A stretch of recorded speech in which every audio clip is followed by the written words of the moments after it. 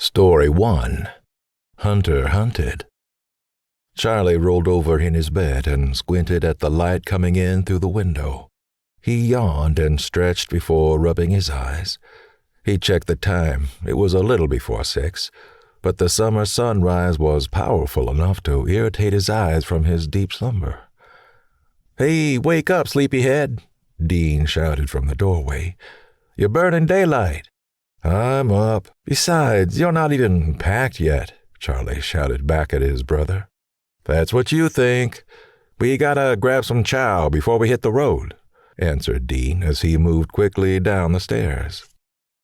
Even though there were only 6 years between them, Dean, at age 23, was an experienced Marine with 2 tours in Afghanistan under his belt. Charlie knew that his brother was beyond punctual. He always told him that if a soldier is a few seconds late, it could mean the death of the rest of his team. Everything had to be on time in his books. Charlie jumped out of bed and ran to the bathroom. He splashed his face with cold water and took a deep breath as it tickled his skin. He looked in the mirror and could see that most of his acne was starting to clear up. But at the age of 17, he was still embarrassed by the semi-frequent flare-ups. He dried his face, brushed his teeth, and packed a few extra essentials from the bathroom that he may need on the excursion with his brother. Once he was finished, Charlie got dressed and stood up in his new hiking boots. He smiled because he could feel that they had formed nicely to his feet after a couple of weeks of breaking them in. He was glad he had heeded Dean's advice because the last time he went hiking, his feet were covered in blisters from not breaking his shoes in first. But he wasn't going to make the same mistake twice. He grabbed his large hiking pack, which he had packed and repacked at least 5 times in the upcoming week, just to ensure he had everything he needed, and then he went downstairs. "It's about time," said Dean as Charlie walked into the kitchen and placed his hiking pack against the doorframe. "Well, I'm ready," Charlie said, slightly shoving his brother as he sat down next to him at the small kitchen table. "I made bacon and eggs," Dean said with a mouthful of the scrambled goodness. "Ensure that you eat all of it. You'll need all the calories to make sure you make it to the campsite." "It's only 8 miles to our campsite, Dean," Charlie said as he dug into his breakfast. "Yeah, but you have a 40-pound pack to deal with now. Trust me, the extra weight is going to take it out of you," Dean smiled at his tenacious brother. A few minutes later, the 2 brothers had devoured every morsel of food on their plates, grabbed their packs and hunting rifles, and headed for the front door. "Now you boys be careful." They turned to the soft voice at the top of the stairs. "Yes, ma'am." Dean smiled broadly at their mom, who was still in her bathrobe. "I'm serious. I don't like the fact that you 2 are out there playing with guns," she said quickly. "We'll be fine, Mom, I promise. We'll see you on Monday afternoon," Dean said as they walked out the front door. Even though he was a Marine, he had experienced things that his mother would never know about. Dean still loved her enough to allow her to worry about him. Charlie and Dean climbed into their Jeep and pulled out. A few minutes later, they hit the highway and were driving toward the Wildwood National Park. There wasn't much traffic at this time on early Friday morning, and the 2 young men drove in silence for a while as they enjoyed the warmth of the summer sun touching their skin. "Hey, you all right?" Dean asked, eventually breaking the silence. "Yeah," Charlie responded quietly, but kept his eyes fixed on the window.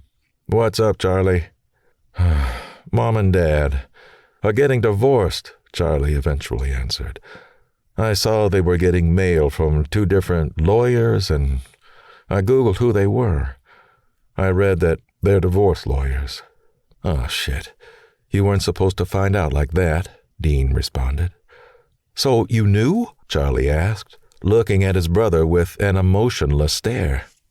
"Yeah, Mom called me a couple of months ago and told me what was going on.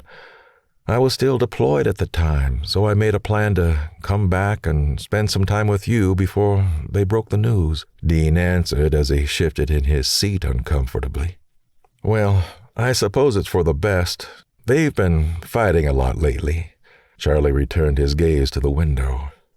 Dean replied, "At least you're almost done with school and will leave for college next year. Actually, because of my grades and extra AP classes, I'm eligible for early graduation. I should be off to Columbia in the fall," Charlie answered with a proud smile. "Oh, no shit. Well done, buddy," Dean exclaimed as he lightly punched Charlie in the shoulder. Charlie knew that he didn't say it enough, but he really appreciated how proud his brother was of him when he did well. A few hours later, Dean pulled off the highway and onto a dirt road to make his way to the ranger's cabin. They would sign in there before heading down the trail to give the date when they were supposed to return, just in case something happened and they needed help. Dean parked next to the ranger's Land Rover and hopped out. He went inside the cabin while Charlie started unloading their gear from the Jeep. A few minutes later, Dean emerged from the cabin looking slightly confused. "Huh, what's up?" Charlie asked. "The Rangers aren't here. So I just left a note with all our information, but they should see it when they get in. You ready to leave? We need to get to the campsite with enough time to set up camp before dark." Charlie nodded, and the two brothers placed their packs on their backs and left for the trail, disappearing into the woods. It didn't take long for Charlie to feel the muscles in his legs burning under the weight of the pack, but he didn't want to seem pathetic compared to Dean, who was just walking along as if he wasn't weighed down at all. Nevertheless, Charlie was loving the trail. The woods were teeming with life, and the vegetation was lush after the summer rains. He was loving experiencing this with his brother. A few hours into their hike, they came across a small stream and decided to take a break for a while.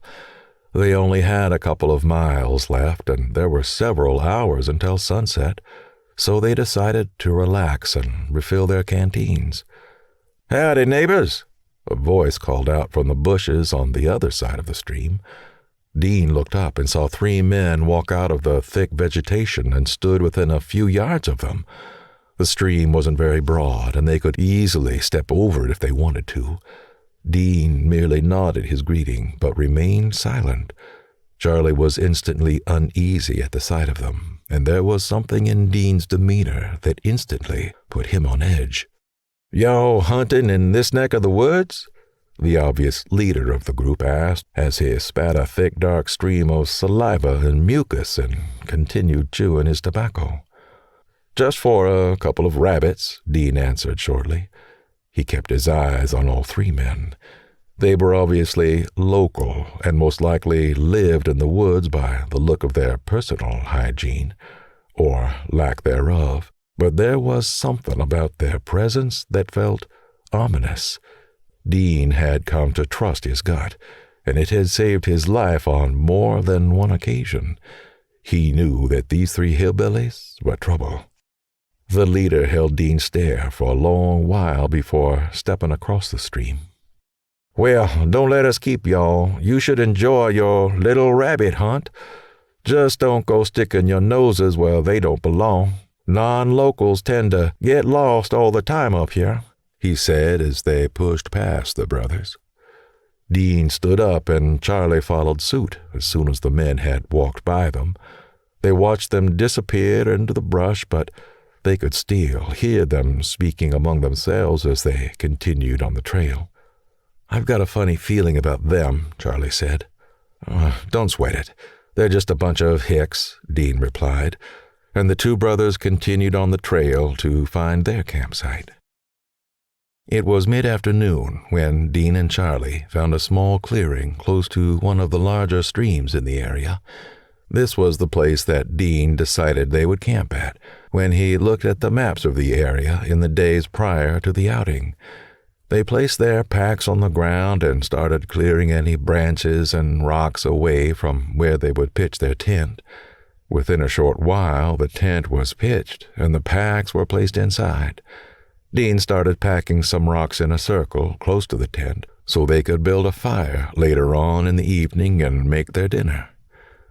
"Hey, Dean, don't look now, but over your right shoulder, there seems to be a man standing on the ridge in the distance, watching us," Charlie said quietly. Dean carried on with what he was doing and inconspicuously diverted his gaze over Charlie's shoulder. He was right. There was someone standing on the ridge in the distance. "Let's go find out what he wants, shall we?" Dean unzipped his jacket to reveal his 9mm M1 Beretta that was concealed underneath. Charlie frowned. "I didn't know you carried one of those." "I got my permit to carry a concealed weapon a few months ago. The .22 rifle is fine for rabbits, but if we come across something larger out here, I might need something with a bit more stopping power," Dean responded.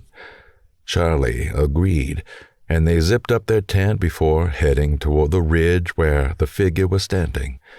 The sun was starting to set, and because the shadows were becoming longer, the figure wasn't difficult to make out from a distance, but he appeared to be standing absolutely stationary. As they closed the gap between them and the figure, they could see that there was something strange about him. He looked as though he was standing in a very uncomfortable position. "Hello?" Dean called out as they drew closer. No response. The sun had dipped behind the mountains as the darkness was starting to envelop the trees, but as they approached, they could see that the figure standing in front of them wasn't human. It was a scarecrow. "What the hell?" Charlie said as they walked up to it. "Why would someone put a scarecrow so far out here?" Dean was quiet at first and walked toward the scarecrow. It was dressed in pristine hiking gear.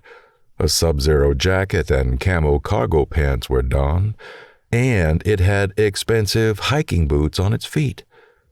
"Something is weird about this," Dean eventually replied as he touched the strange, leathery mask of the face on the scarecrow. Its eye sockets were hollow, and it had a strange grin on its face. Brothers felt very uneasy as they looked at the figure, and without saying a word, they quickly made their way back to camp. They didn't want to be stuck this far from camp after dark. There was something sinister about this place, which was starting to darken their minds. "Do you think those hillbillies from earlier are trying to scare us?" Charlie asked as they sat down around the fire pit. "Oh, I think it's a possibility," Dean responded and bent down to light a fire. The kindling crackled quickly as the fire spread over the dead twigs. Dean added thicker logs and grabbed their dinner supplies, a can of beans and cured sausages, and filled a coffee pot with water from the stream. After emptying the contents into a small pan, which he placed over the fire, he placed the coffee pot with ground beans on the developing coals to allow the coffee to brew. I hope you're hungry," Dean said. "There's quite a lot of food here." "Are you kidding? I'm starving," Charlie exclaimed. After the dinner was prepared, Dean dished up every drop of the delicious mixture and poured 2 mugs of strong cowboy coffee for himself and Charlie. The 2 brothers sat in silence on a large log in front of the fire as they mopped up the beans and sausage mixture with a few small loaves of bread that they had packed. Once they had devoured their dinner, they grabbed their coffee mugs and watched the fire dance between the logs. "I think we should turn in early tonight. We have to be up at dawn tomorrow if we want a chance at spotting rabbits or hares," Dean said, standing up from the log. Charlie nodded, and they cleaned up their dishes to ensure no smells would attract bears in the middle of the night. And once they ensured the fire had died down to a safe size, they climbed into the tent and went to bed. "It's nice to see you, Charlie. I'm glad you came out all the way here just to keep me company." the Scarecrow said from a distance, in a rasping, ghostly voice. His mouth didn't move and remained in that awful grin. The darkness of the Scarecrow's eyes sockets seemed to draw him in. He couldn't move, he couldn't breathe, but the Scarecrow was coming for him. Charlie sat up in his sleeping bag and could feel the sweat dripping down his back. It took him several moments to calm his breathing, and as soon as he did, he could hear something in the distance. Dean? Shh, shh, Dean responded quietly. There's something in the woods. It's the Scarecrow, Charlie said, and even in the dark he could see Dean shooting him an exasperated look. It's the dogs. Those hicks must have followed us out here. Get up quickly, put on your shoes and grab your rifle. We need to get out of here, Dean said sharply. The brothers tied their shoes and grabbed their jackets and guns before bolting off into the woods. They ran across the large stream ahead of them and up on one of the ridges that had a clear view of the camp. Charlie was going to keep running, but Dean grabbed him by his shirt and yanked him to the ground. Shut up and keep your head down. Dean's orders were quiet but exceptionally firm. Charlie had never seen this side of his brother, but he obeyed him without question.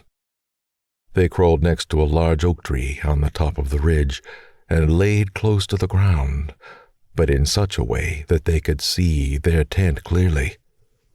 The light from the full moon illuminated the ground, so they were able to see relatively well. They waited quietly, but the sound of the dogs barking was getting closer. Within a few moments, they saw the 3 men and 2 large Rottweilers walk into the campsite and zip the tent open. I see you think you're very clever, the leader shouted while he laughed. Ha ha! Bang, bang, bang! He fired 3 shots from his semi-automatic shotgun into the air. Come out, wherever you are, he called and started scanning the area. Release the hounds! The dogs were released, and they started sniffing the area. Charlie looked in a panicked expression at his brother, but Dean just placed a hand on his shoulder and shook his head.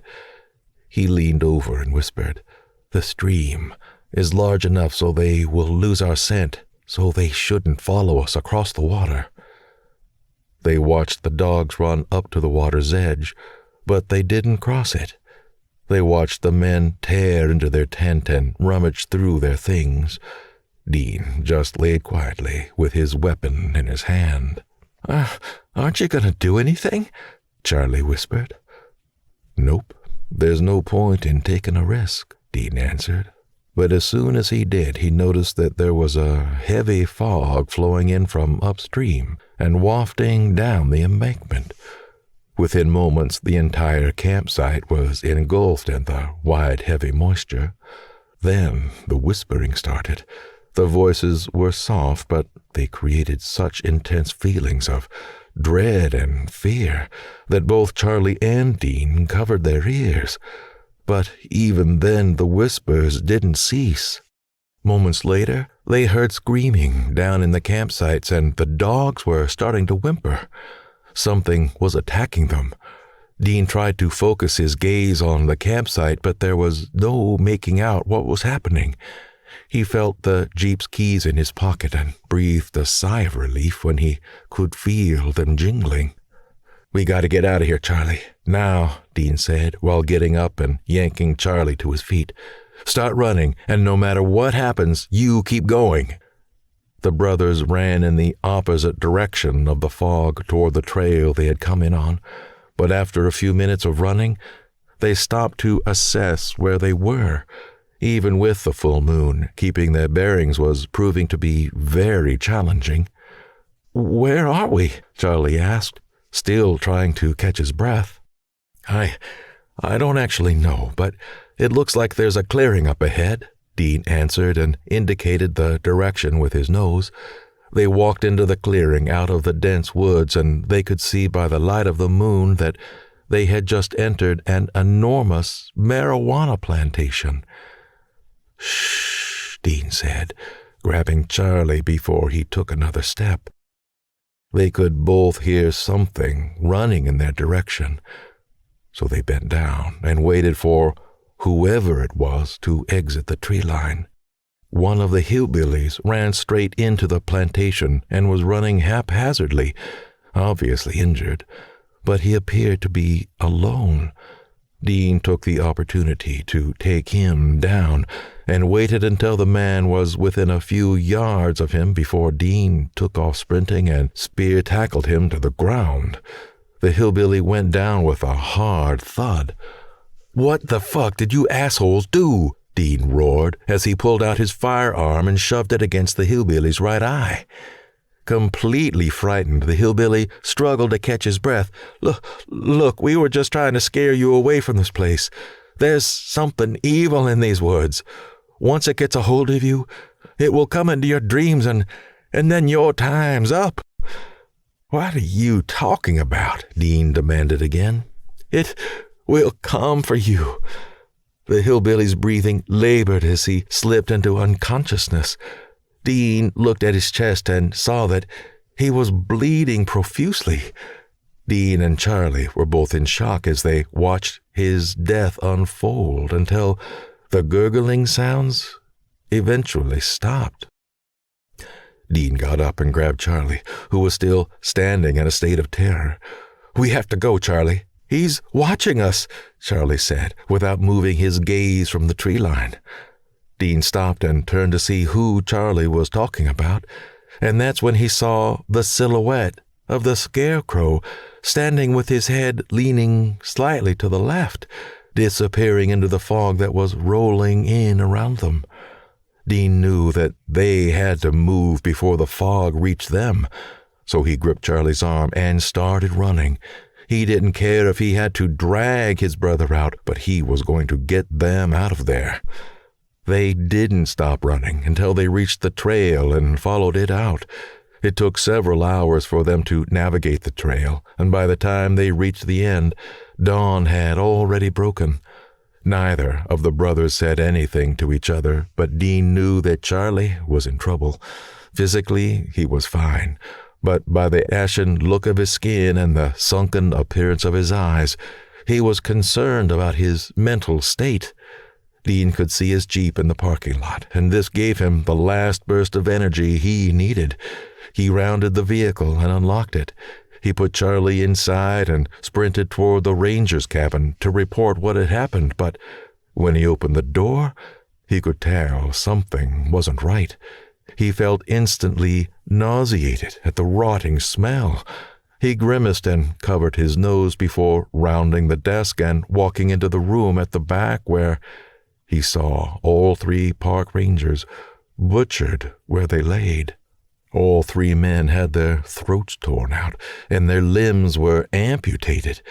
But what really frightened Dean was the fact that their skin had the same leathery complexion that he had seen on the scarecrow the day before. Without hesitation, he knew he had to get Charlie out of there and sprinted back to the Jeep. He rounded the driver's side and jumped in. Within minutes, they were flying down the highway and back to civilization where they could get help. It's going to be okay, Charlie. He won't be able to catch us," Dean said, touching his brother's leg. But the touch instantly terrified him because it was ice cold. "It's too late, Dean. He already has." Charlie turned away from the window and grinned ominously as his eyes turned black. Story 2. Truth or Dare. Heather threw her phone onto her bed and buried her face into her pillow before releasing a gut-wrenching scream. She pulled the pillow tighter around her mouth so as not to attract the attention of her parents watching TV downstairs. "This bitch has cheated on me for the last time," Heather mumbled to herself as tears streamed down her cheeks. She kept cursing at herself for being so stupid. She knew that Lee had cheated on her before, and there was no reason why she shouldn't do it again, but, as usual, she was too trusting. "Never again, Heather. This can't happen again," she moaned to herself as she got up from her bed and started pacing around her room. She saw the pictures of her and Lee together and was instantly reminded of the experiences they had together. They once brought happiness and joy, but now they only brought her heartache. Completely deflated, Heather turned around and sat on her bed. She sighed heavily, and even though she was graduating high school in a few weeks, she felt like her world was crumbling beneath her. There was something about Lee that not only made her feel completely in love, there was something about her that made her feel alive. But with all these spontaneous and exciting emotions that Lee had helped her feel, the hurt of her cheating far outweighed them. Heather heard her phone vibrate next to her, and she picked it up to see who was calling. "Private number" flashed on the screen, and against all her gut feelings, she decided to answer it. "Heather, Lee started saying, but Heather instantly hung up and new streams of tears burst forth. She couldn't talk to her. The feelings were still too raw. The phone vibrated once again, and Heather composed herself enough to end this once and for all. "Stop calling me," she shouted into the phone. "Whoa, cool your jets. What did I do?" the deep voice asked. "Oh, Jeremy, I'm sorry. I thought you were Lee," Heather backpedaled. "Heather, I've been your best friend for years, and as your best friend, I'm telling you that you need to talk to her. Beating around the bush and ignoring her calls isn't going to get you anywhere," Jeremy said. "I know. I just can't face the thought of it at the moment," Heather answered and stood up. Staying seated was filling her with anxious energy. "Well, I may have a solution to get your mind off Lee for a few hours," Jeremy answered. "I'm listening," Heather responded. "Are you able to sneak out?" Jeremy asked. "Seriously? My folks are glued to their shows." "Good. Meet me at the school in 30 minutes. "The school?"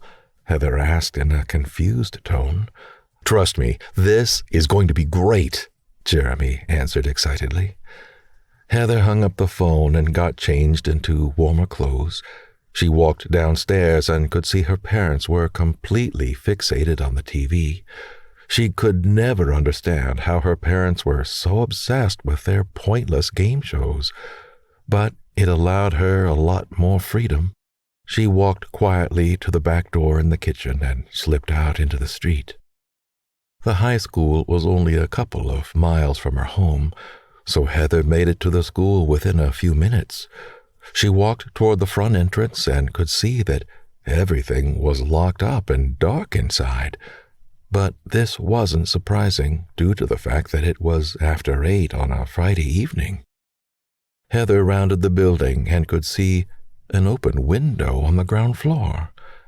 Jeremy wouldn't leave her here alone, so she felt secure enough to climb inside and look for him.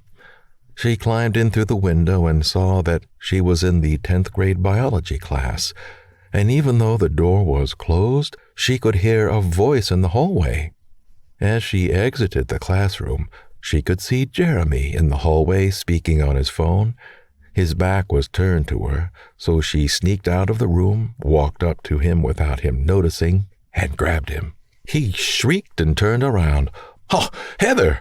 Oh, I almost shit myself," he exclaimed without hanging up. But he smiled broadly. He held up his finger just to indicate to her that he was finishing up his call. "Listen, just get here as soon as you can," Jeremy said before hanging up. "How did you get in here?" he asked with a serious expression on his face. "The window in the biology classroom was open, so I came in through there," Heather answered, still smiling. Oh, seriously? Jeremy asked. Heather's smile waned as she saw the concerned look that furrowed his brow. What's the matter? She asked. Oh, I'm sure it's nothing, Jeremy said and led her down the hallway. What are we doing here, Jer? Heather asked. A group of us are going to be playing Truth or Dare in the gym, answered Jeremy. Are you kidding me? I came all this way just to play a stupid game? I'm going home, Jeremy, she said in an exasperated tone. No, wait. It's not what you think. We're getting paid for this one, and a lot, Jeremy said, which made Heather stop in her tracks and turn around to look at him. Who in their right minds would pay a group of teenagers to play Truth or Dare?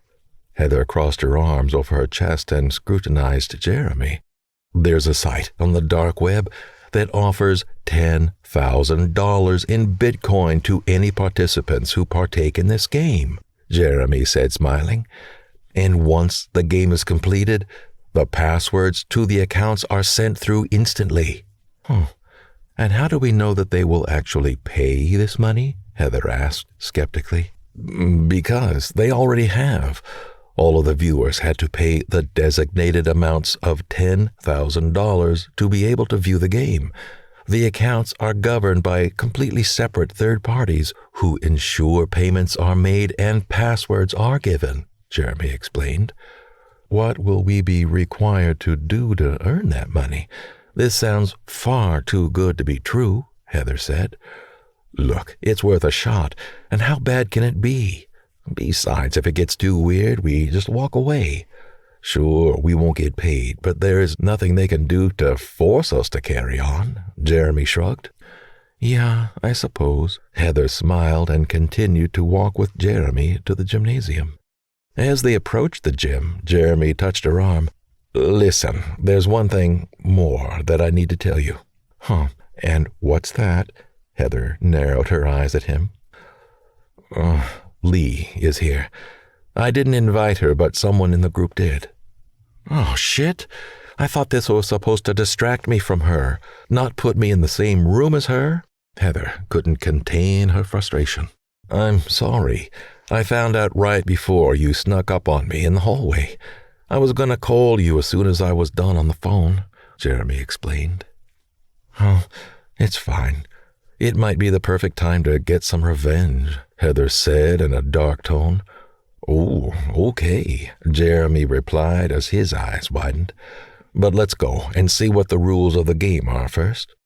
Both of them entered the gym and could see that there were already 4 other people waiting for them. They immediately recognized Lee, who was talking to one of her classmates, Amber, and they noticed 2 of the football jocks, Trent and Brian, chatting together on the other side of the lodge gym. Well, it's about time, Amber piped up and walked over to Heather and Jeremy. So, what happens now? Your guess is as good as mine. I was just told to invite 1 or 2 people and be in the gym by 8:30, Jeremy said, looking at his watch. And we still have 10 minutes to spare. It's good of all of you to join us tonight, a voice boomed over the speakers. If you would all kindly have your seat in the middle of the floor, we can begin tonight's proceedings. Heather, can we talk? Lee whispered as she quickly made her way next to her. No, not now, Heather answered bluntly, and walked to the other side of the circle between Trent and Jeremy. Once they were all seated, the speakers boomed once again. The rules of the game are simple because there are only 2. First, always tell the truth. If you lie, there will be dire consequences. Second, you have to follow through with your dare. It's that simple. Follow these rules and you will walk out of the school tonight a little richer. Do you all understand? Everyone nodded. Very good. Let's begin. Everyone in the circle started looking around to see if they could spot any cameras in the gym, but they couldn't spot any obvious ones. so they couldn't help but wonder how they were streaming this event. Amber, is it true that your favorite color is orange? The voice boomed over the speakers. Amber frowned and then smiled. It's true, she answered. That is correct. Well done on passing your first test. Well, this is going to be easy money, Amber whispered and then started giggling. Heather, is it true that this is the first time that Lee has cheated on you? Both Heather and Lee shifted uncomfortably after the question was asked. No, this is the second time she's cheated on me, Heather eventually answered. That is correct. Well done on passing your first test. So far so good, all of you. If you keep this up, you will complete this game without any problems. Trent, you're up next. Is it true that you sexually desire Brian and at least 3 other members of the football team? Huh, what the fuck, man? Trent exclaimed. Answer the question, Trent. The voice boomed menacingly. Of course not. I don't, Trent answered quickly. That is correct. Unfortunately, Trent, you just broke the first rule of the game, and you will have to pay the price for doing so, the voice stated, and the power in the gymnasium was instantly shut off, creating absolute darkness, followed by an eerie silence. All right, no one move until we know what's going on, Jeremy shouted. Grab your phones and try to get some light in here. Everyone started fumbling for their phones, but before any of them could get hold of them, the lights of the gymnasium were back on. Even though they were in darkness for only a few seconds, the sudden return to light made everyone squint, and then Amber let out a blood-curdling scream. Trent was still in his seated position, but a large hunting knife had been shoved into his cranium. The sharp blade had penetrated his skull, digging into his brain, and was shoved all the way up to the hilt of the blade. Blood poured out of the wound in his nose, covering the football jacket he had on. What? Jeremy managed to stutter. We have to get out of here, now. There must be a killer here with us, in the school, Heather screamed. They all started running to the gymnasium doors and hit them at full speed, but only to be crushed against each other as the doors failed to open. We're locked in. Amber started to panic. Oh, there's one more rule. Once you start the game, you have to finish. If you don't, there will be dire consequences for all of you. The voice boomed and then broke out laughing. So you will all kindly return to the center of the gym and take your seats. We have a game to finish. Everyone stood still. They were all in a state of shock and terror. Now, or all of you will have the same fate as poor old Trent. A few terrified glances were exchanged between each other as they slowly moved back to the center of the floor while giving Trent's body a wide berth. They returned to their original positions and sat down. Lee, is it true that you like to hurt people? The voice continued. Lee remained silent for a few seconds. Yes, when someone else is hurting, it distracts me from my own pain. That is correct. Well done on passing your first test. Brian, you're up next. Do you believe that Trent always made a lousy football captain? I don't want to speak ill of the dead, Brian answered flatly. Yes or no, Brian, it's that simple. If you don't answer, you will have the same fate as Trent, the voice boomed. Yes, Trent made a lousy football captain, Brian answered with an emotionless expression. That's correct. Well done on passing your first test, Jeremy. You're going to be ending our truth round. If all goes well, we will move on to the dare round. If any of you pass your dares, you will instantly be awarded with the password to your account containing $10,000 in Bitcoin. So, Jeremy, is it true that you have hated the thought of Lee and Heather being together because you've always been in love with Heather? Everyone's eyes shifted toward Jeremy, and he hung his head. They could all see that his ears and his cheeks were gone bright red. He remained silent for several seconds. Answer the question, Jeremy. Right now. Yes, that is true, he eventually answered without looking at Heather. He could just imagine how she was looking at him now. That is correct. Well done to all of you who have made it through to the next round. This round is going to be more challenging than the last, but if you succeed, you will walk out of here alive and richer. Fuck you, Amber whispered as she drew her knees into her chest and wiped tears away on her pants. I'm not interested in that, the voice answered and laughed ominously. Speaking of which, Amber, it is your turn again. Your dare is rather simple. You need to remove the hunting knife from Trent's head and cut off your beautiful amber ponytail. Do this now, and you will receive your password immediately, without punishment. Amber started shivering as the dare was stated. She curled further into a ball and refused to move. Do it now, or die, you heartless bitch. Amber was shocked out of her motionless state and started crawling toward Trent's body. She whimpered as she tried to move around the pooling blood and stood behind him, still seated in a cross-legged position. She started shaking as her hands went to the handle of the hunting knife. She gripped the handle and started to tug, but it was fixed in place. The more Amber tried to remove the knife, the more Trent's body moved. Amber had to stop herself from heaving and throwing up all over the floor.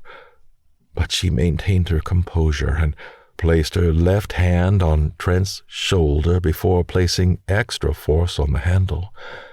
Even though the bone of the skull was gripping the blade, it started releasing, and Amber finally removed the knife from Trent's head. Once it was released, his body slumped forward.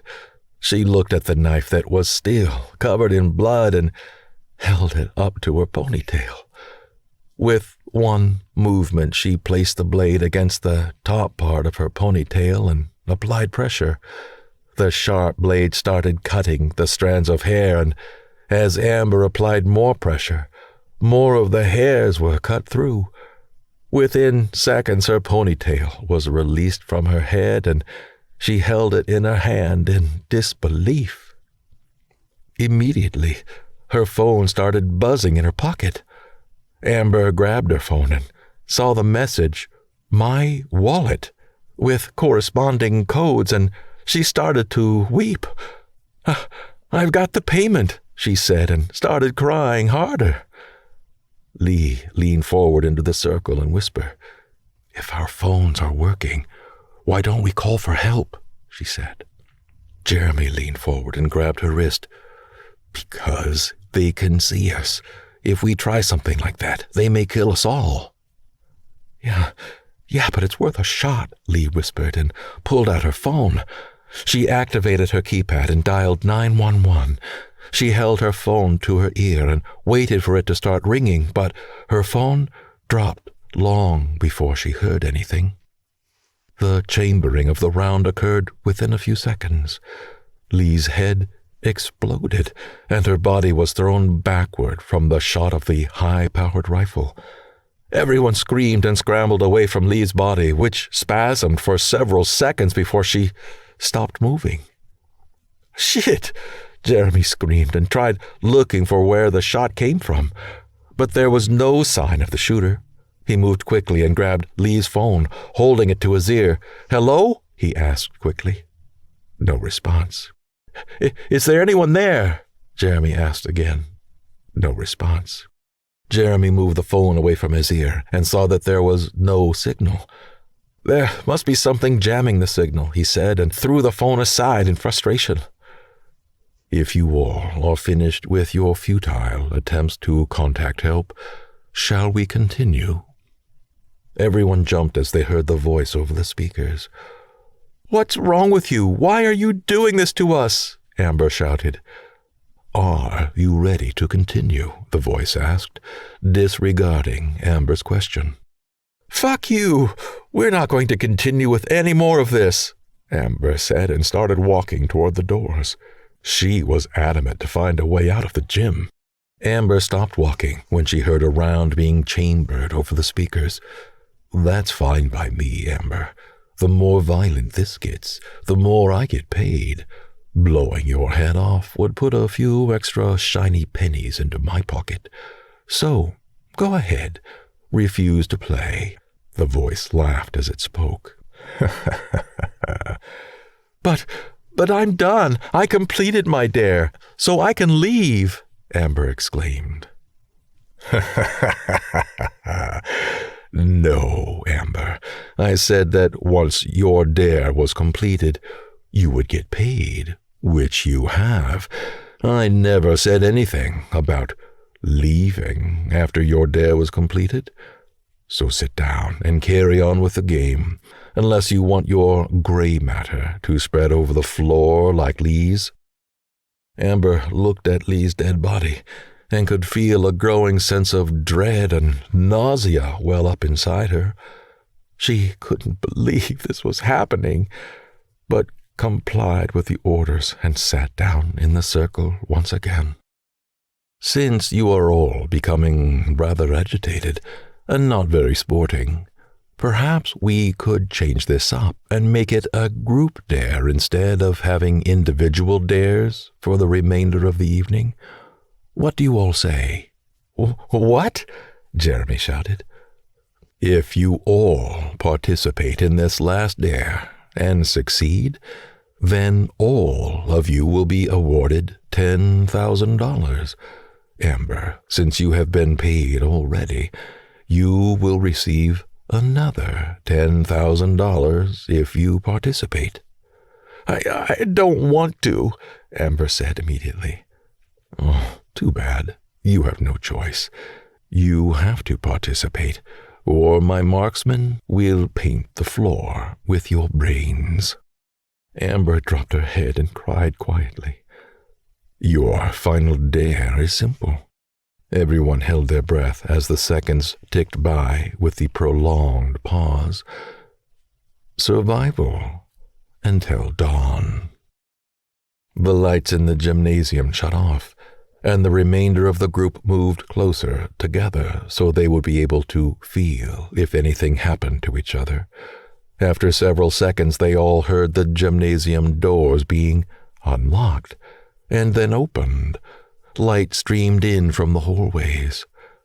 Brian, Amber, Jeremy, and Heather all huddled together, waiting for something to happen, until they saw a shadow pass the open doors on the western side of the gym.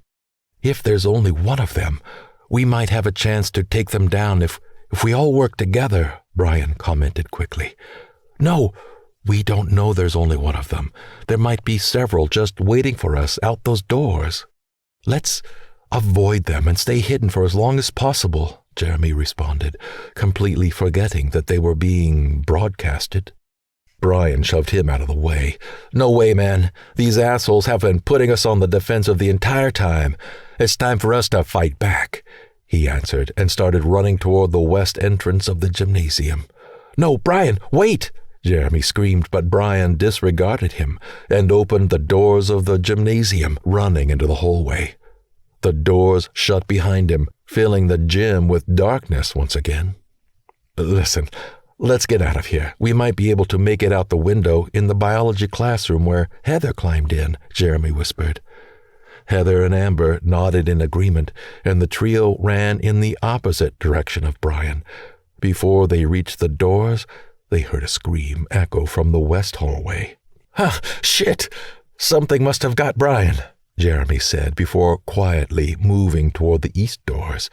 He spent a few seconds listening against the door to tell if he could hear someone outside, but after a couple of minutes, he finally decided to take the risk and open the door. They all squinted against the light in the hallway after being in near complete darkness for a few minutes. "It looks like it's all clear," Jeremy whispered. "Stay close behind me, and no matter what, we have to stay together." Amber and Heather nodded, and they all moved quietly down the hall. The school housed over 2,000 students, and because of that, there were several classrooms. This meant there were several places to hide, but there were also several places for someone to be waiting for them. The trio continued quietly down the hall until they came to the first T-junction. Jeremy moved his back against the lockers and peered around the corner. The lights were off, so Jeremy had to squint to try and make anything out. He focused for a while and wanted to start moving until he noticed a sudden disruption in the darkness. Someone was definitely down there, waiting for them. "Someone's down there," he quickly whispered and grabbed hold of Heather before running in the opposite direction. "If we move around and circle back, we will still be able to get to the biology class that you came in from." Heather and Amber were scrambling to keep up with Jeremy. Even though he was tall and gangly, his long legs made him move incredibly fast. They sprinted down the hallways and around one of the bends before coming to a halt. "If we go down here, the biology classroom is on the other end. If we make it there, we should be able to get out and go for help," Jeremy said. "Okay, but what if they've locked the window in anticipation of us going back there?" Amber asked. "We'll cross that bridge when we get there. Besides, there are only 2 of them, so we should be able to navigate around them if we have to," Jeremy stated. "How do we do that?" Heather asked immediately. Jeremy shifted his weight. "Well, if there's one watching us, it makes sense to only have one more out here," he said with a rather ominous expression on his face. "No, that doesn't make sense," Heather answered. But before she could say anything else, the power was cut in the hallway, plunging them into complete darkness again. Amber grabbed Heather's arm and didn't let go. "Jeremy, how do you know there's only 2 of them?" Heather asked, her voice echoing in the darkness. Silence. "Jeremy?" she called out again, but it appeared her efforts were in vain. The lights came back on, and Amber moved in closer to Heather, but they were completely alone in the hallway. Jeremy was nowhere to be seen. They looked at each other and tried for several seconds to compose themselves before heading toward the biology classroom. "Heather, do you think Jeremy is in on this?" Amber asked. It doesn't make sense that he would do that to us," Heather responded. "Actually, Heather, the entire group, barring you, consisted of people that were pretty mean to Jeremy at some point or another," Amber said with a terrified expression on her face. "Well, it's sort of a perfect plan, don't you think?" Jeremy asked from behind them. Both Heather and Amber swung around and saw Jeremy standing several yards from them, holding a gun in his right hand. "Jeremy, why are you doing this?" Heather asked in a vulnerable voice. "Don't you see, Heather? Once all of these distractions are gone, we can be together," Jeremy said. "Jeremy, I don't think of you like that. You know I never have. That's why I was with Lee and not with you. Why don't you put the gun down before someone else gets hurt?" Heather answered and reached out toward the gun with a trembling hand. "Oh yes, that reminds me," Jeremy said as he lifted the gun and squeezed the trigger. Amber's head was thrown back at the destructive impact of the bullet. Her body fell backward. She was dead before she hit the ground. Heather screamed and started sobbing. "Jeremy, stop it!" Jeremy laughed. "Why would I do that?" "You're a monster. How did you do all of this by yourself?" Heather started moving away from Jeremy. "I'm not doing this by myself. This is actually being streamed on the dark web, and you'd be surprised at what people would pay to see a teenager crack and kill a few of his classmates. I figured I might as well kill 2 birds with 1 stone by making some extra cash and taking out a few problems in my life at the same time." Jeremy laughed. "So what are you going to do now? You can't expect to get away with this," Heather shrieked at him. "Well, considering Brian decided to invite a few of his classmates into the school and then kill them all before committing suicide, I actually think I will get away with this." Jeremy winked at her. Who's working with you?" Heather asked. Jeremy smiled. "My colleague is someone who came up with the idea in the first place. But we figured out a way that we could both profit from your deaths." "And what makes you think he won't turn on you?" Jeremy narrowed his eyes at Heather. "Right now, you have to make a choice. You can either choose to join, or you can end up like the rest of them. Make your choice." Jeremy lifted the gun and aimed it at Heather's head. Heather squirmed and closed her eyes. "Choose, Heather. Right now." The lights in the hallway went off, and Heather took the opportunity to get away from Jeremy. She sprinted down the hallway and prayed that she wouldn't run into anyone else in the darkness. "What the hell?" Jeremy shouted. "Unfortunately, Jeremy, Heather was correct in her assumption.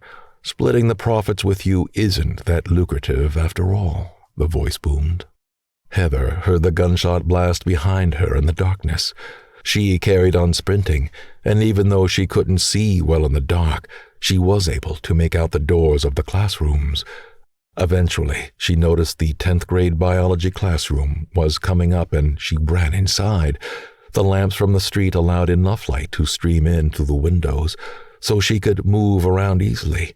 But this also meant that she wouldn't be able to hide if the killer came after her. "Oh shit, the window's closed," Heather whispered and moved quickly toward it. Managing to open it, she quickly moved behind the teacher's desk when she heard footsteps thumping in the hallway behind her. She hid underneath the desk and placed her face on the ground so she could see the door. Within a few moments, the door opened and a pair of black combat boots stepped into the classroom. "Where are you, Heather? You can't hide from me forever." Heather could hear her heart pounding in her ears, and she hoped that her breathing was quiet enough so that he couldn't hear her. The boots walked toward the window she had just opened, and she could hear him curse before running out of the classroom and down the hall. Heather waited for a few seconds until she couldn't hear the footsteps anymore, and got up from underneath the desk, running toward the window. She climbed up and jumped to the ground. Her feet landed on the grass with a soft thud, and she started sprinting down the road. From the entrance of the school, the figure watched her run toward home, but he wasn't concerned. He knew exactly where she lived. This game is only beginning, he thought, as a wide grin spread across his face. Story 3. Skinwalker Cabin.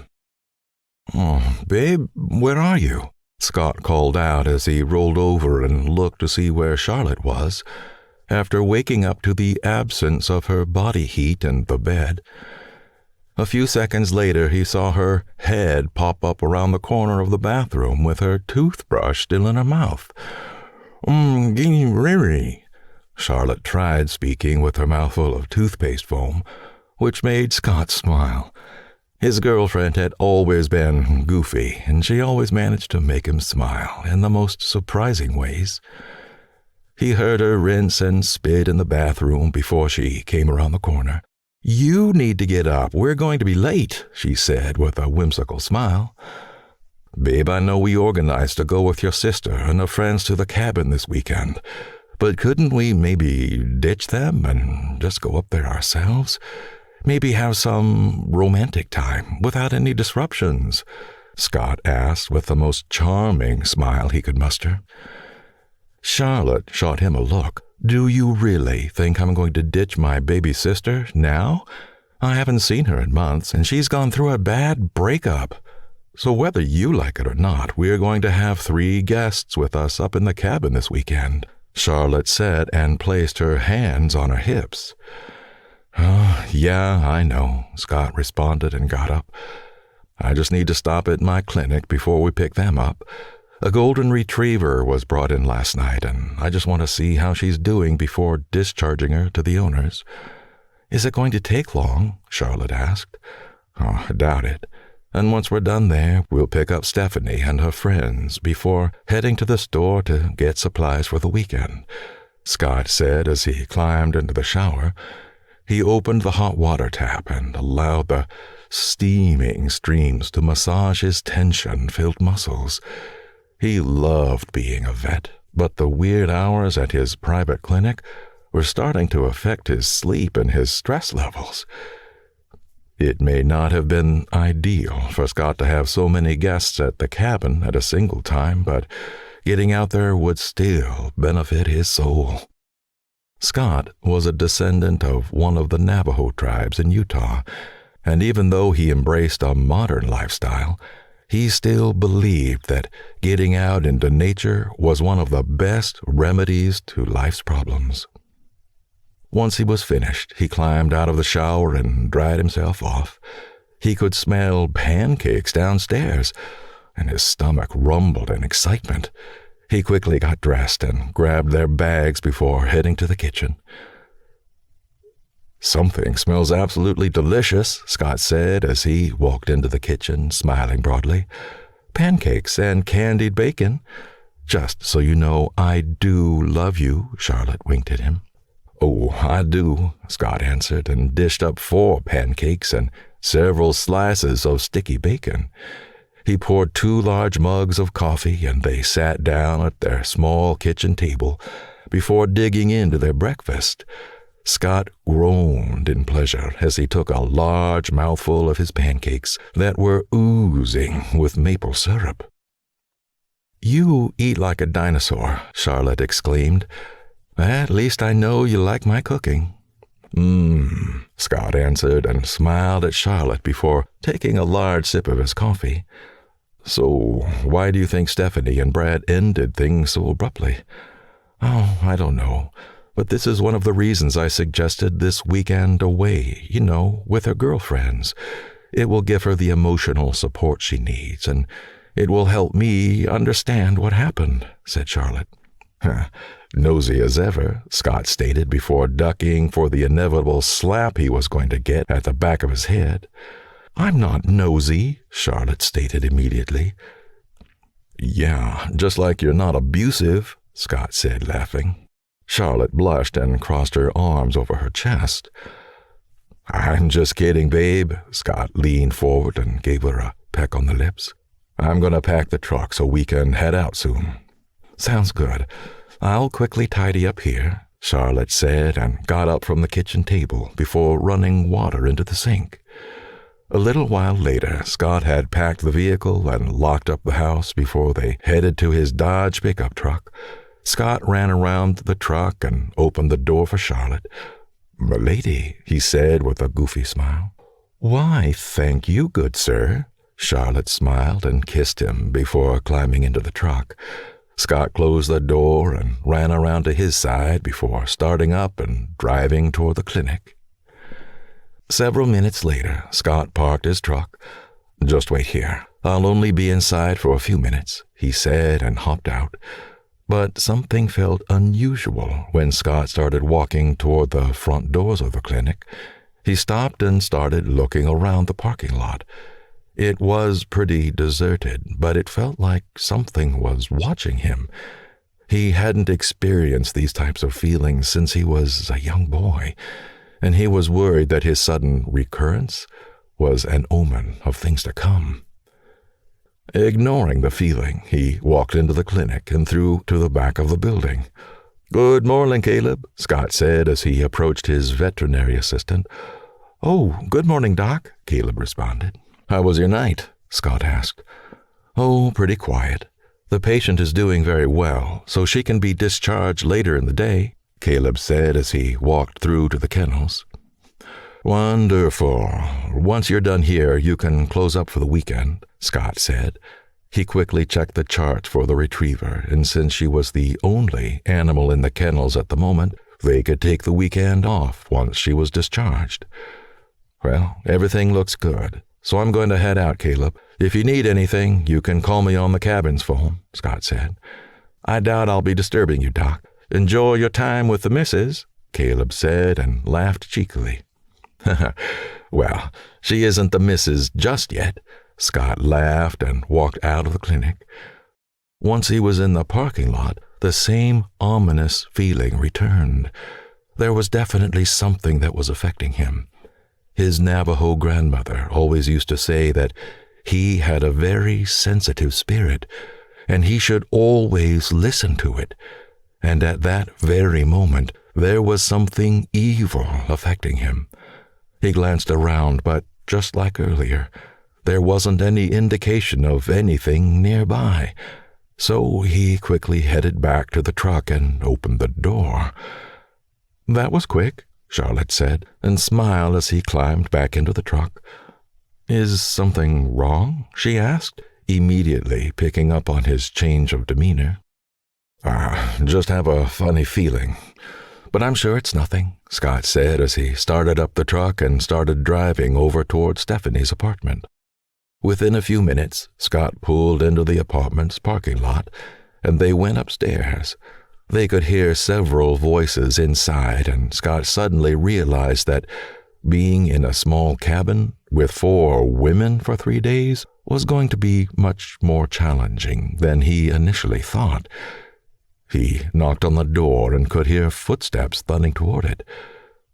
"You guys here?" Stephanie squealed and embraced Charlotte. "You're doing much better than I thought you would be," Charlotte said in a disbelieving tone. "Hey, with all of you, there's no reason for me not to be in high spirits," Stephanie said and leaned over to Scott. "Hi, Scott," she said and kissed him on the cheek. Scott hugged her in return and walked into the apartment to start collecting the bags. "This is Ashley and Rebecca. They've been wonderful in spending some time with me," Stephanie said. Scott walked forward and greeted both of them before grabbing their bags. He noticed that Ashley was gripping a notebook very close to her chest and seemed rather jumpy, but he disregarded it and took her bags down to the truck. And when he walked into the parking lot, he noticed a dark figure across the street. It appeared to be a large dog, but his yellow eyes seemed completely ominous. It locked eyes with Scott and remained unmoving. Scott watched the creature for several seconds before his view was impaired by a bus driving by on the road. When the bus continued on, Scott noticed that the creature was gone. This was definitely unusual, because it wasn't a normal-looking dog, and it filled him with fear. He had not felt that terrified for as long as he could remember, and somehow he knew that this was something that he was going to need to deal with soon. He placed the bags in the truck and climbed into the driver's seat, waiting for them to come out. He knew that they would probably take a few extra minutes to come down, but when he noticed that 15 minutes had gone by, he got out of the vehicle and walked towards the entrance of the building. When he saw the door open and the ladies exited. "I was worried you got lost or something," Scott said as they walked toward him. "Oh no, we were just finishing up a few things," Charlotte said as they all climbed into the truck. Within a few minutes they were on the highway and driving towards Scott's family's cabin. The conversation varied from random events to philosophical debates, but Scott noticed that not much was being said about Stephanie's fallout with Brad. and he had also noticed that Ashley wasn't really getting involved in the conversations. She just continued to grip her notebook and stare out of the window. "You doing all right, Ashley?" Scott asked eventually. Her vacant stare looked back at him, and even though her appearance looked fine, her eyes had a terrified expression behind them. "Yeah, I'm okay," she eventually answered, just deep in thought. "Charlotte tells me you're a journalist.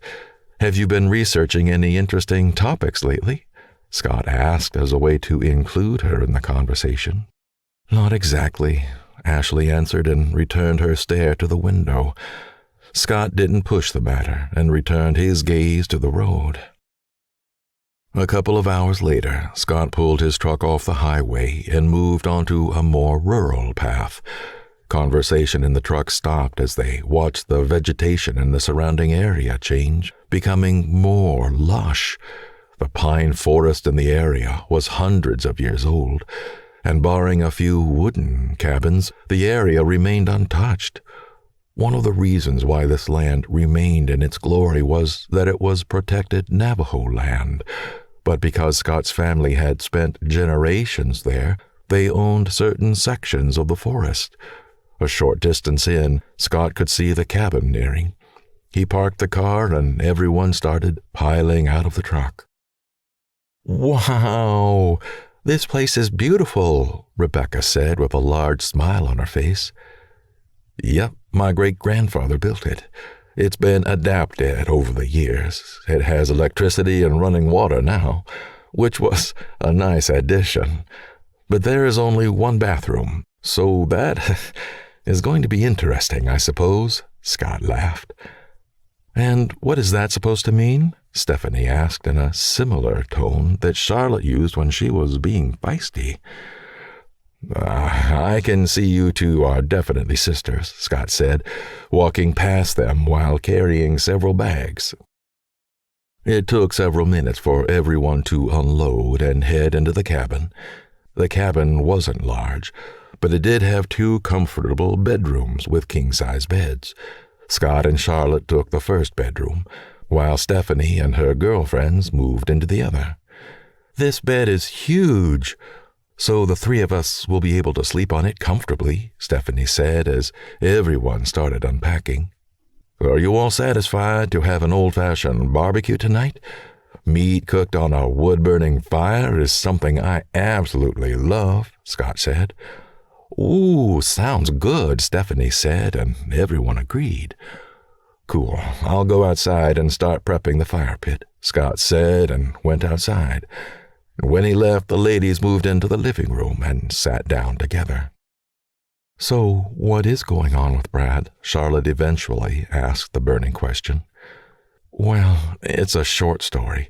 He cheated on me, and I left him," Stephanie said as she crossed her legs to get into a more comfortable position.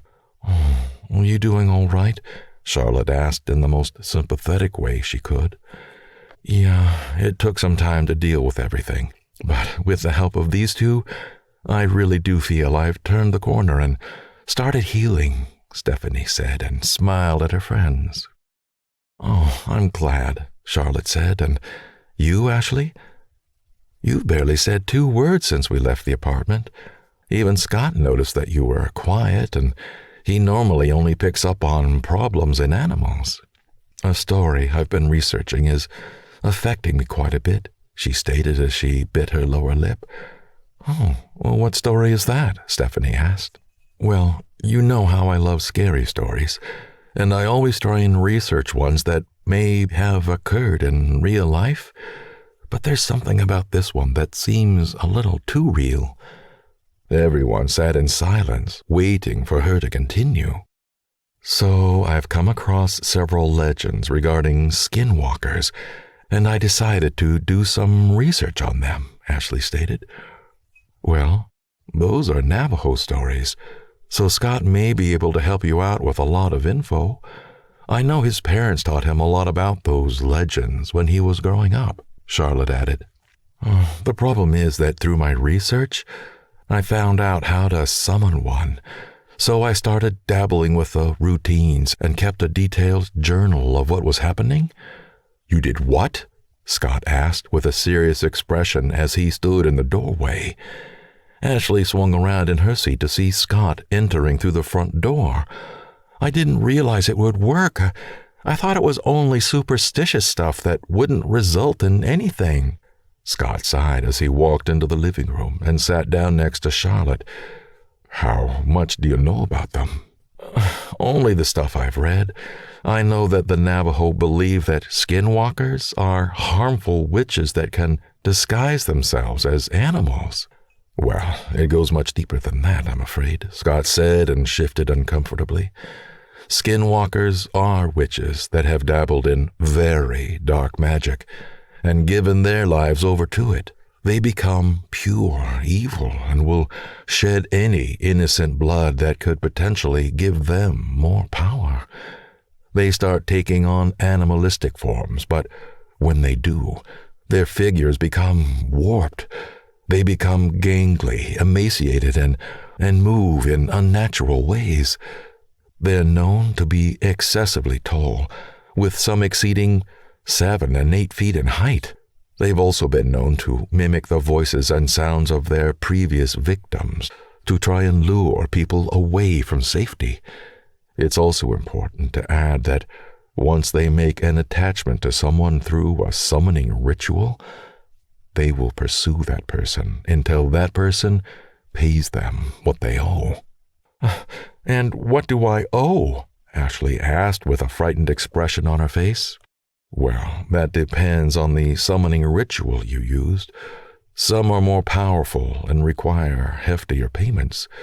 Did the ritual you performed involve any of your own blood? Yes. Oh, unfortunately, that's one of the most powerful rituals, and the cost is excessive. Scott's demeanor went very somber. What's the cost? Ashley asked. Your life. What? Scott, you can't be serious, Charlotte said.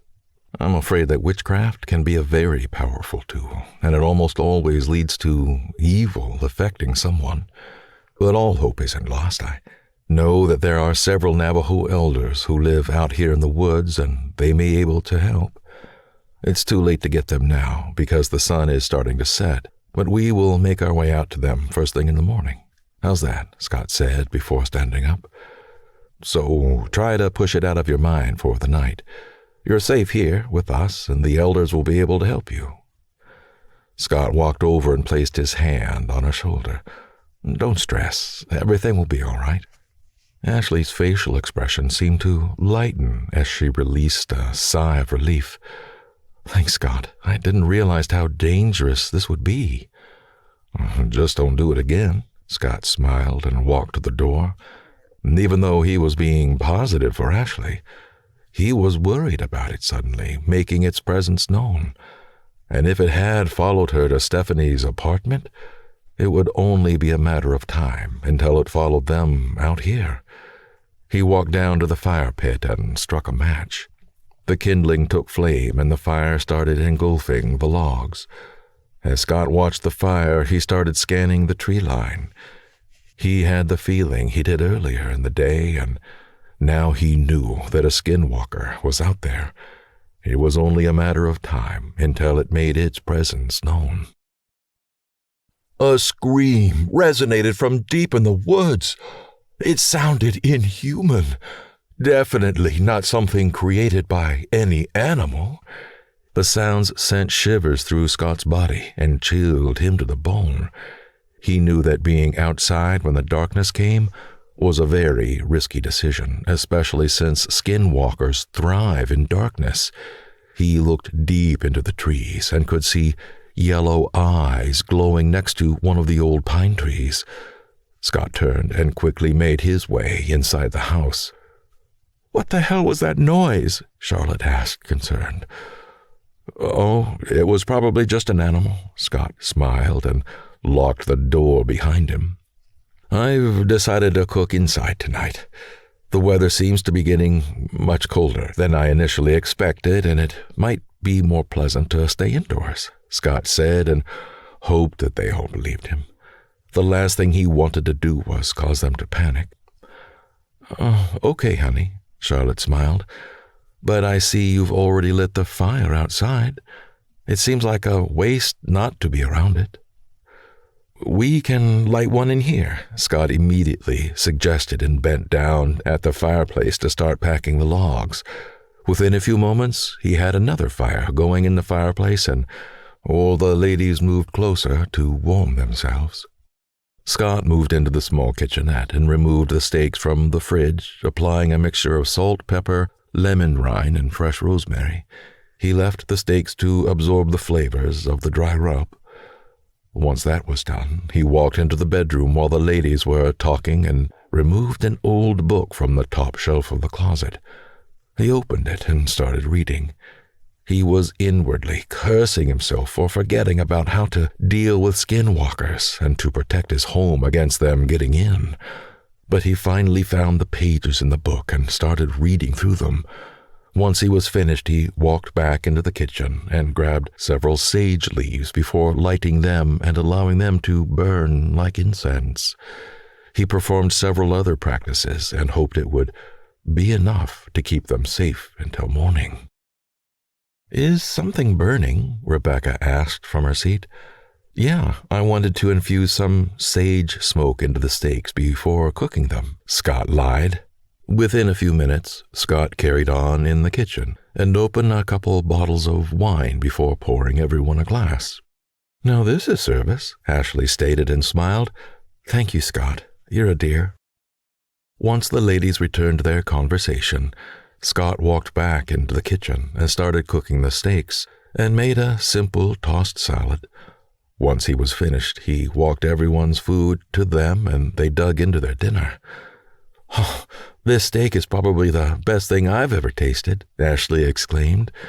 How did you learn to cook like this? Scott chuckled. Oh, YouTube. No way, Ashley laughed. It's true.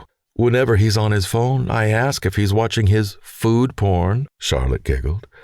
Scott blushed and carried on eating his steak. Help me, the voice sounded like it came from a distance, but it was loud enough for everyone to stop eating and look at the front door. Help me, it continued. Everyone looked at each other but didn't say anything for a long while. Help me, it's going to kill me, it screamed, but Scott could tell that something was very distorted in the voice. We need to help them, Ashley said, standing up. No, Ashley, don't open the door, Scott sternly warned. Someone out there needs our help, she said in a confused way. No one out there needs our help, Scott said, standing up. Oh, shit, it followed us here. Ashley started shaking uncontrollably. It's going to be all right. The skinwalker won't be able to get inside the cabin. I've performed several protective rituals, and it won't be able to cross the threshold. We just need to wait it out until morning and then go for help with the elders. Until then, we just need to sit tight. I am so sorry, Ashley sobbed. It's going to be all right. We're safe in here, Scott said, and gently placed his hands on her shoulders. But no matter what happens during the night, do not open this door, no matter what you hear. Scott addressed the entire group. A few hours passed without any strange incidents, and eventually the group decided that they would turn in for the night. Scott suggested that they all sleep in the living room, but he was outvoted, and eventually everyone retired to the bedrooms. Scott climbed into bed. Charlotte curled into him as they moved the heavy blankets over them. I never really believed in those types of legends, Charlotte said, and even now I feel skeptical. I know that it's hard to believe, babe, but there are certain things in this world that can't be explained, Scott said and held her gently. Charlotte's breathing deepened and she fell asleep within moments. Scott always envied how quickly she could fall asleep, but he was happy that she could do so now. Scott's eyelids became heavier as he listened to Charlotte's breathing, and eventually he slipped off into a deep slumber. He could see himself walking in the woods, but there was something about this place that seemed unfamiliar.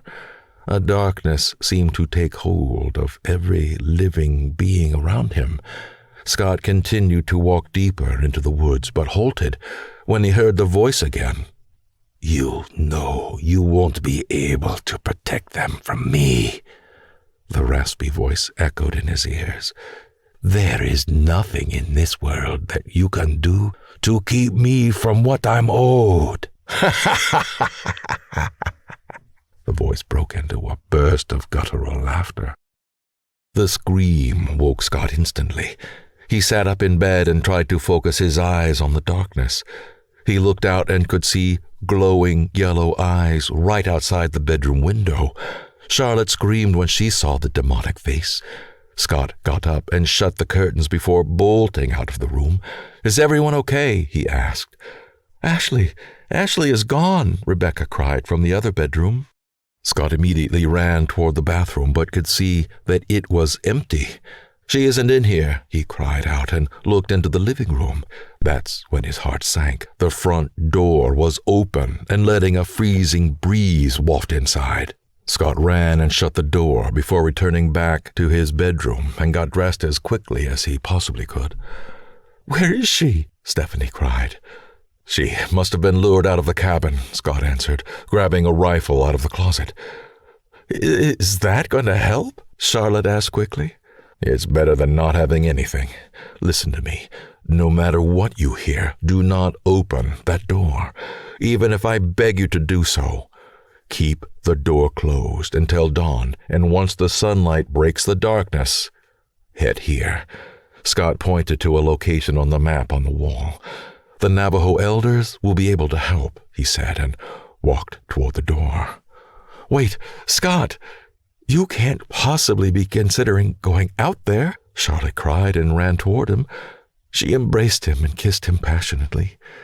"I have to. Ashley is out there on her own," he said quietly, and opened the door before stepping out into the freezing air. Scott shut the door behind him and ran straight for the woods. "This can't be happening," Charlotte cried and sat down on one of the sofas. Stephanie and Rebecca quickly moved next to Charlotte and huddled together. "Help me, Stephanie," Ashley's voice cried from outside and sounded like the cry came right from the porch. They ran towards the windows and moved the curtains to peer outside, but there was nothing and no one out there. Remember what Scott said about it mimicking the voices of its victims?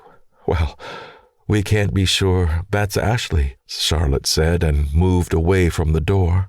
They heard gunshots deep in the woods and then everything went silent.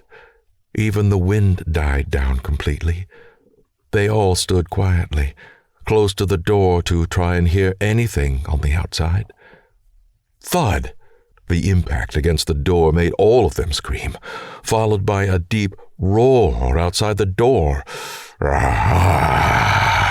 They all scrambled into one of the bedrooms and hid under the bed, hoping they wouldn't be found in there. The silence enveloped them as they waited for sunrise.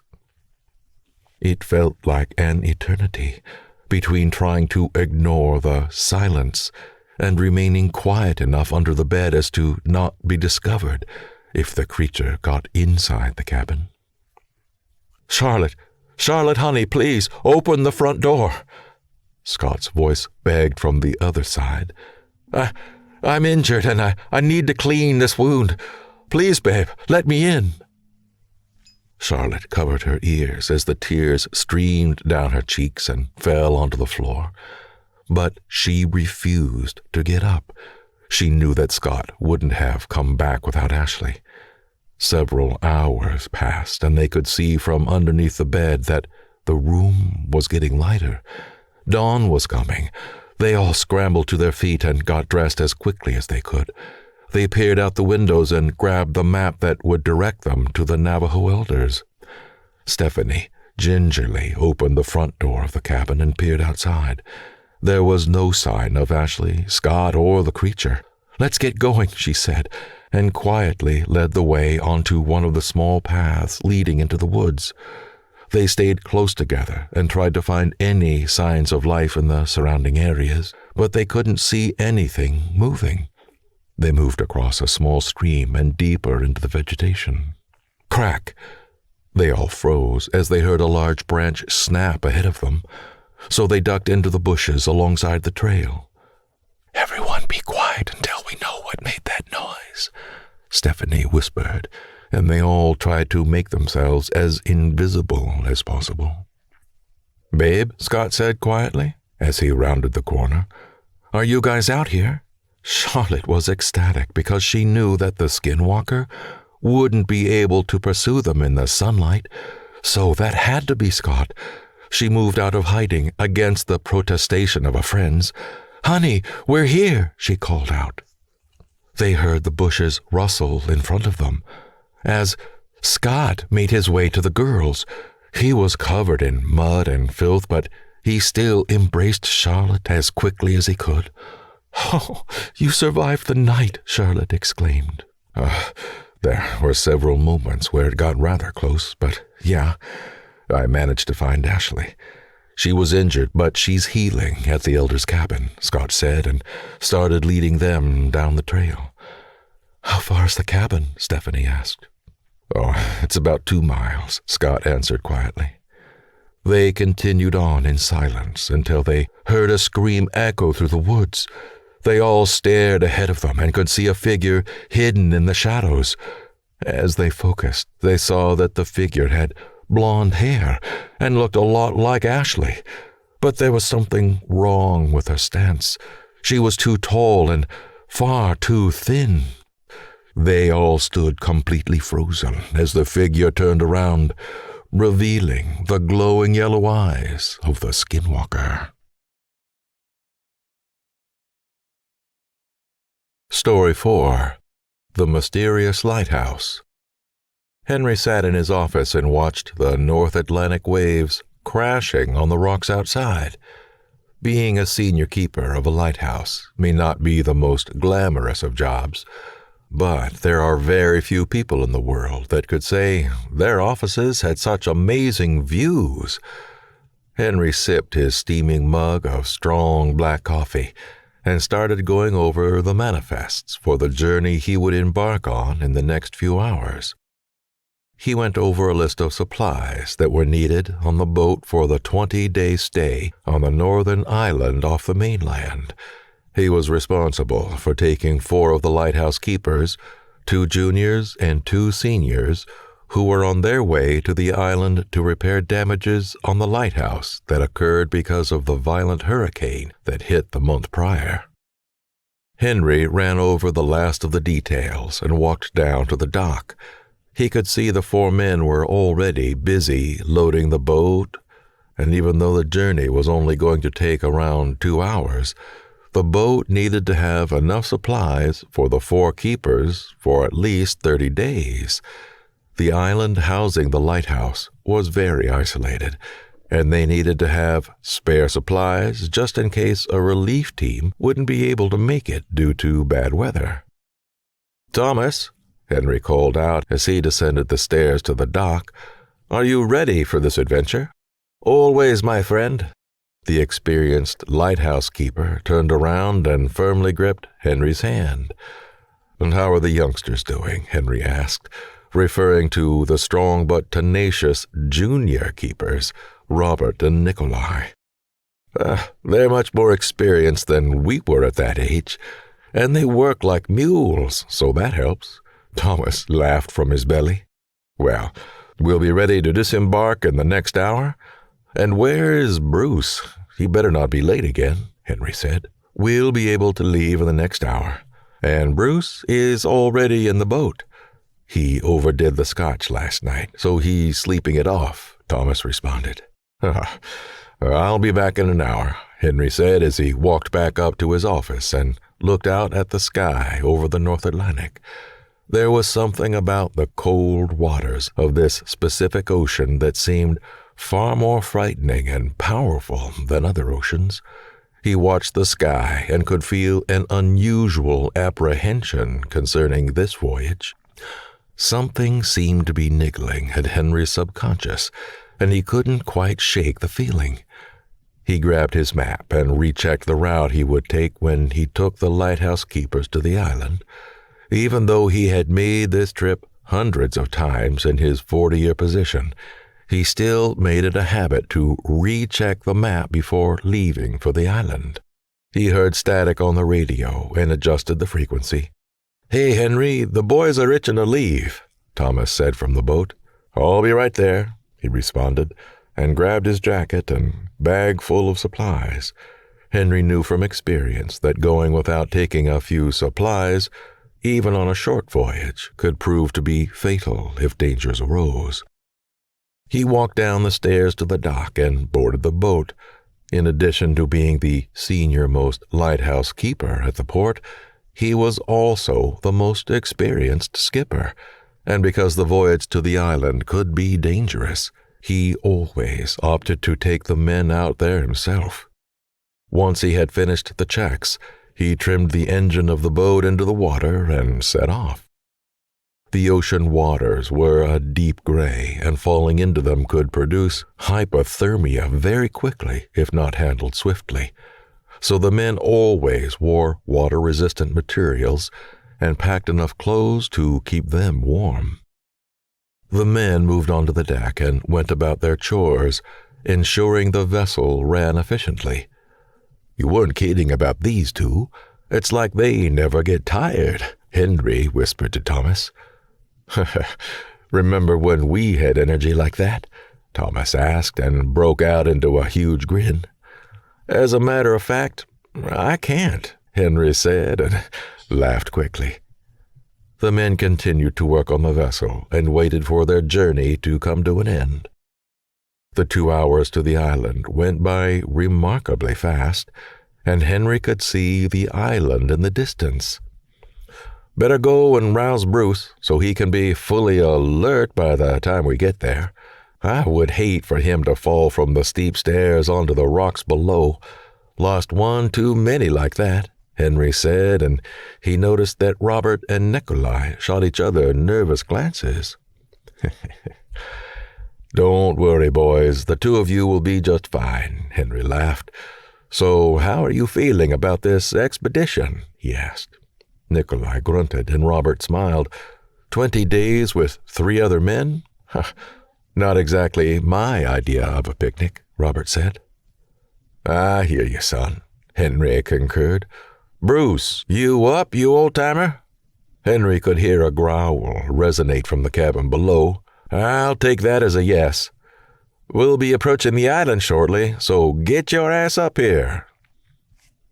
Henry waited for Bruce to make his way to the top and walk out on the deck. He nodded his greeting and let Bruce continue on his way. He knew Bruce was a man of few words, and he decided that he would speak if he so wished. As Bruce passed him by, Henry noticed a dark shadow in the water next to the boat. The boat was almost 30 feet, and the shadow was at least 2/3 of its length. He continued to watch the shadow in silence until it dropped deeper into the murky depths. Henry knew that there were whales in this part of the ocean, and even though it was most likely the cause of the shadow, he always felt slightly uneasy when he noticed something of that magnitude rise out of the ocean's belly. "All right, get ready to tie the boat to the dock," Henry said quickly, while the 2 junior keepers moved to the starboard side of the boat. "Incoming," Robert said, and hopped out of the boat and onto the dock. He started tying the boat on one end, with Nikolai tying the other. "It's going to take some time to unload all these supplies and carry them up," Henry said, and looked at the steep stairway leading up the 300-foot cliff. The waves crashed against the dock and the rocks below, and he could see that both Nikolai and Robert were slightly uneasy about navigating the stairs while they carried the supplies. How many people have died here?" Robert asked. "Since I've been working, at least a dozen. "This island is treacherous, I'm not going to lie," Henry answered. The men unloaded the supplies onto the dock and moved them to the base of the stairs. They tried to move the supplies as far away from the water as possible to prevent a rogue wave from washing them away. "Listen, take your time going up the stairs. We don't know what damage they sustained during the hurricane, and it can be dangerous. If you lose your footing here, you're a goner. We clear on that?" Henry's voice boomed as he spoke about the seriousness of the situation. "We'll take it slow," Robert said, and started his way toward the stairs. "This place has always been a death trap," Thomas said as the junior keepers made their way up. "It definitely has," Henry agreed. "All right, let's get these supplies up and see what damage this place may have sustained," he said, and they all disembarked with supplies in hand. It took an hour for all of the supplies to be unloaded and carried up the cliff. The going was slow and the stairs were slippery, so everyone took care not to lose their footing on the multiple trips up and down to the dock. Once the boat was unloaded, they moved all of their things toward the living quarters and assessed the damage of the lighthouse. On the top of the island, the destruction of the hurricane was evident, as several trees were blown over, and the lighthouse was badly damaged. "It's going to take some time to fix all this up," Thomas stated. "Definitely. But that's why a new team will come after 20 days. It may take several teams to get everything up and running again," Henry said. "How big is the island?" Robert asked as they stood together in a group. "Come with me, I'll show you." Henry started walking to the trees that were still standing and started to climb further up an incline. Once they exited the trees, they all stopped on the ridge, and they could see that 100 yards in front of them was a sheer drop to the ocean below. "Are you shitting me?" Robert asked. "This place may make a person crazy after 20 days. "That's true, and that's why it's important to always check on the mental strength of each person here. You may not always like each other, and you may get into fights. Trust me on that. But you always need to look out for each other. I've seen the strongest men crack from this type of isolation, so be careful," Henry answered. "Having to spend this little space with you guys is going to be interesting," Thomas said in jest. "Let's go inside the lighthouse and check if the radio is still functional.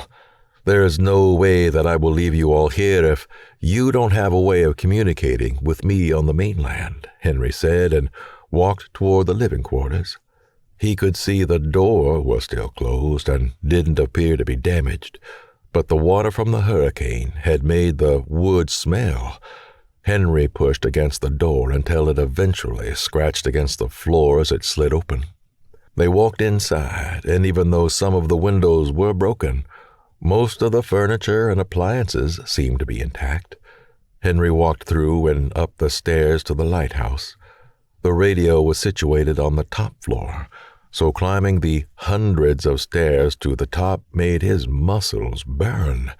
And when he made it to the top, he was pleasantly surprised to see the office in pretty good condition.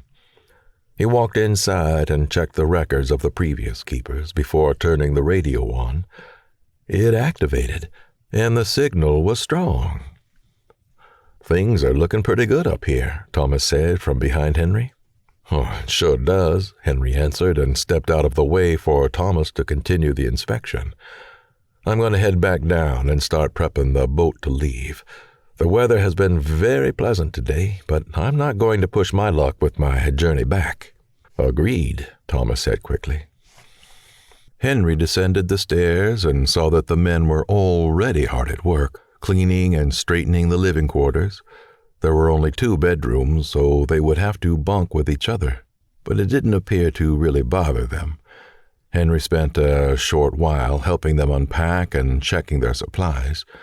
Henry felt personally responsible for the men, and even though they were taking a huge risk in staying behind, he felt he was part of the whole process. After a while, he moved back to the stairs and descended the cliff. He walked out on the dock and started untying the boat. Once the ropes were secured in the boat, he stepped out on the dock and waved to the 4 men standing on top of the cliff. They waved in return, but little did Henry know that that was the last moment that he would see these men alive. Henry sailed back and watched the island disappear behind him. He knew that he made the right call in leaving when he did, because he could see the storm cloud starting to build in the distance. But the storm was behind him, and he would most likely outrun it long before it broke. Henry held the wheel of the strong old boat and couldn't help but allow his mind to wander. There was something bothering him about the island. It wasn't the fact that it was damaged by the hurricane, or the fact that it was so isolated. It felt like the island had a dark secret that it was waiting to share. He watched the water on the side of the boat, and once again he saw the shadow appear underneath. It was moving much more aggressively now, and Henry was worried that it would gravely damage the boat if it hit him. But the shadow disappeared quickly as Henry watched it dive down behind the boat. "Stop freaking yourself out, you old coot," he laughed as his heart rate returned to normal. An hour later, Henry docked his boat and safely secured it to protect it against the incoming storm before heading back to his office in the lighthouse. He grabbed the radio. "Hey, Thomas, can you read me? Over." "Loud and clear, Chief," Thomas replied. "I will check back before night duty, and then we'll talk again tomorrow. Out." Henry returned the radio and sat down at his desk. Even though he just spoke to Thomas, he couldn't help but feel that something sinister was going to happen. Several days passed, and Henry kept frequent communications with the 4 keepers, but on the 5th day, Thomas was late for his morning check-in. "Thomas, are you there? Over." Henry tried the radio, but was met with static. He wasn't overly concerned because bad weather could affect the radio signals from time to time. But when a full day had passed, Henry's concern continued to grow. As Henry was going to turn in for the night, he heard a disruption in the static and he ran to his radio. Thomas, are you there?" he called out quickly. Help!" A voice broke through the static before the frequency went dead. Henry moved quickly and started rallying a search party that could leave for the island as soon as possible. He was able to navigate the stretch of ocean in the night, but it certainly wasn't safe. The only option that he could imagine was to leave at first light.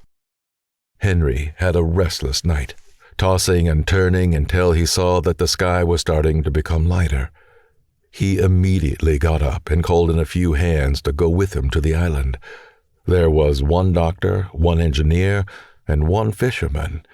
They immediately volunteered when Henry called on them, and he was grateful for their help. They were all loaded onto the boat only 30 minutes after sunrise when the rescue team disembarked from the dock. The discussion on the boat was somber, but because there was a severe lack of information, all of the men chose to stay rather quiet during the voyage. "I can see the island in the distance, but the light of the lighthouse is still burning. That means no one came up for the morning duty," Henry said, and could feel a pit growing inside of his stomach.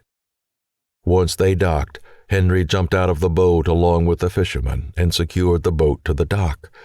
"Thanks, Eric," Henry said before walking toward the stairs. "All of you need to be careful with these stairs. Take it slow and ensure your footing is stable before carrying on." Henry led the men up the stairs, and they made it to the top of the cliff within a few minutes. Other than no one being around, the place was coming along nicely. Thomas! Henry called out at the top of his lungs. "Thomas!" No response. "Are any of you hurt?" Henry called out again. Again, no response. Henry moved quickly toward the living quarters and could see that things appeared to be in order. There didn't appear to be any sign of a struggle, and all of the beds in the rooms were made up neatly. There were no dishes in the sink and no uneaten food left out. Henry quickly made it up the stairs to the lighthouse and entered the office at the top. Nothing appeared to be out of place there either, and when he walked over to the radio, he could see that it was perfectly functional. "Where the hell are you?"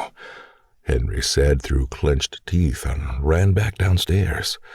As he made it back outside to head into the trees and scour the cliff's edges, Eric ran to him. "Henry, you need to come see this. Now!"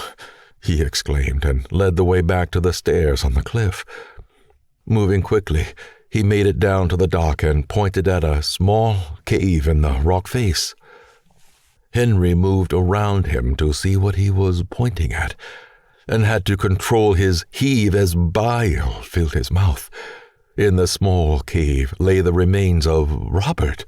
His legs and his right arm were missing, and his torso had stained serious bite marks. Henry moved as close as he possibly could to the dock's edge to see if he could identify the bite patterns, but this wasn't something he had seen before. What was really bothering him was the fact that if it was a shark attack, Robert would have to be in the water for the shark to get him. There was no way he would have gone swimming here, but that doesn't mean he wouldn't have ended up in the water some other way. Henry quickly moved back up the stairs and tried to locate the other keepers. The men split up and walked along the cliff's edge to try and find any signs of bodies or signs of life. After several hours of scouring every nook and cranny of the island, the three men came together in the living quarters and sat down at the kitchen table. Henry broke the silence. It's not possible for all of them to simply disappear. What happened to Robert was a tragedy, but that doesn't explain what happened to the others. We'll get Robert's remains onto the boat so that I can thoroughly examine them on the way back to the mainland, Stephen, the doctor, said quietly. Let's do that and get in touch with the Coast Guard to start sweeping the area. The ocean may hold many secrets, but I'm not going to let the disappearances and possible deaths of my friends go unsolved, Henry said, getting up from the table. They all went down to the docks and managed to move Robert's remains into the boat. Henry immediately radioed for help from the Coast Guard and explained the situation. As somber as he was, Henry wasn't going to give up hope that there may be the slightest chance that someone may have survived. The journey back to the mainland was exhausting, and no one spoke. Having the dead remains of such a young man on deck was enough to make everyone on board feel overwhelmed. A few days later, Henry stood outside his lighthouse and watched the waves break on the shoreline. There was still no word of any of the keepers who disappeared, and he was hoping that the autopsy of Robert's remains may give some sort of clue regarding what happened. Henry turned and could see that Stephen was walking up the stairs to come and speak with him. He had informed Henry that all of the tests of the autopsy were in, and there was something he needed to share with him. "How are you doing, Doc?" Henry asked in a melancholic voice. "Thank you for meeting with me, Henry. I wanted to talk to you about this in person and not over the phone," he said quickly, while ignoring the initial question. "When I first checked the bite wounds on the body, I assumed they were made by a large shark, but there was something strange in the wounds themselves. It almost appeared that the saliva in the wounds had an anticoagulative property." "English, Doc," Henry interrupted. "Something in the saliva was keeping the blood from clotting, and I don't know of any sharks who have that trait," Stephen explained. "So I sent a sample of the saliva away, and I got the results this morning." "What is it, Doc?" Henry pushed. "The bites weren't caused by a shark. They were caused by a reptile, and a very big one." "A reptile, Doc?" That isn't possible. There aren't any reptiles this far north, and I doubt one would be able to navigate such old waters, Henry replied. That's what the test came back as. I have no other way of explaining it. I'll let you know if I find out anything else, Stephen said as he turned and headed back down the stairs.